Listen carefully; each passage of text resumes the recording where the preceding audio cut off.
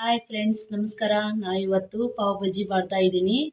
ಹೇಗೆ ಮಾಡ್ತೀನಿ ಅಂತ ತೋರಿಸ್ತೀನಿ, ನೋಡ್ಕೊಂಬರೋಣ ಬನ್ನಿ ಫ್ರೆಂಡ್ಸ್. ಈಗ 4 ಆಲೂಗಡ್ಡೆಯನ್ನು ಕುದಿಸಿಬಿಟ್ಟು ಇಟ್ಕೊಂಡೇನಿ.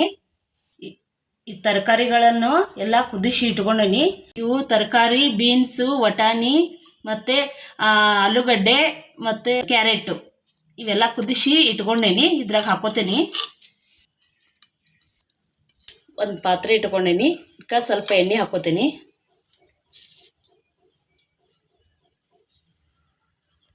ಈಗ ಎಣ್ಣೆ ಬಿಸಿಯಾಗಿದೆ. 2 ಈರುಳ್ಳಿ ಕಟ್ ಮಾಡಿ ಇಟ್ಕೊಂಡೀನಿ, ಅದನ್ನು ಹಾಕೋತೀನಿ. 2 ಟೊಮೆಟೊ ಕಟ್ ಮಾಡಿ ಇಟ್ಕೊಂಡೀನಿ, ಅದನ್ನು ಹಾಕೋತೀನಿ.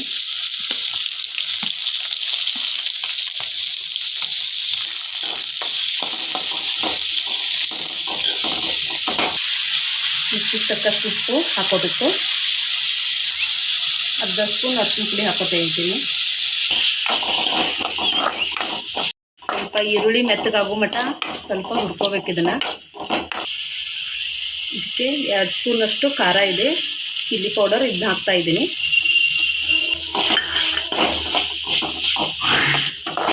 ಈಗ ಈ ಕುದಿಸಿ ಇಟ್ಕೊಂಡಿರೋ ಎಲ್ಲ ತರಕಾರಿಗಳನ್ನು ಇದಕ್ಕೆ ಹಾಕೋತೀನಿ.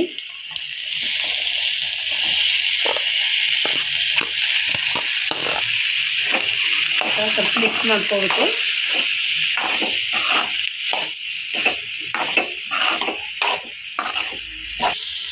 ಸ್ವಲ್ಪ ನೀರು ಹಾಕೋತೀನಿ ನಾನು.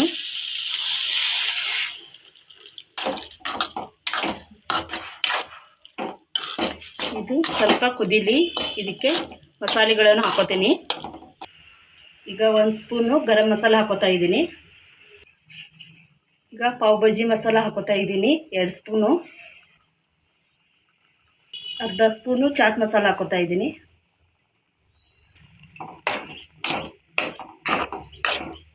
ಇದು ಸ್ವಲ್ಪ ಕುದಿಬೇಕು. ಈಗ ನೋಡಿ ಫ್ರೆಂಡ್ಸ್, ಇದಾಗಿದೆ. ಇದು ಈ ಥರ ಒಂದು ತವೆ ಇಟ್ಕೊಂಡೀನಿ. 2 ಪಾವು ಈ ಥರ ನಡಕ್ಕೆ ಕಟ್ ಮಾಡಿ ಇಟ್ಕೊಂಡೀನಿ. ಈಗ ಇದನ್ನು ಬೇಯಿಸೋಣ. ಸ್ವಲ್ಪ ಮೇಲೆ ಸ್ವಲ್ಪ ಎಣ್ಣೆ ಅಥವಾ ತುಪ್ಪ ಹಾಕ್ಕೊಂಡು ಬೇಯಿಸ್ಕೋಬೇಕು.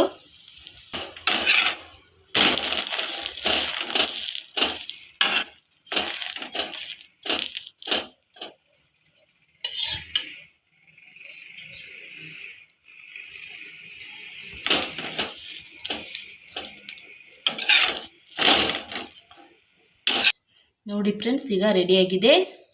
ಈ ಥರ ಮೇಲೆ ಸ್ವಲ್ಪ ಕೊತ್ತಂಬರಿ ಹಾಕೋಬೇಕು. ಸ್ವಲ್ಪ ಈರುಳ್ಳಿ ಕಟ್ ಮಾಡಿದ್ದು ಸಣ್ಣಗೆ ಹಾಕೋಬೇಕು. ಇದನ್ನು ಸೇವ್ ಹಾಕೋಬೇಕು. ಈ ಥರ ನಿಂಬೆಹಣ್ಣು ಹಿಂಡ್ಕೊಂಡು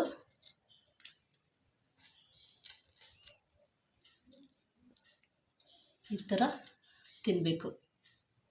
ನೋಡಿದ್ರೆಲ್ಲ ನಾನು ಹೇಳ್ಕೊಟ್ಟಂಗೆ ಮಾಡಿಕೊಂಡ್ರೆ ತುಂಬ ರುಚಿಯಾಗಿರುತ್ತೆ.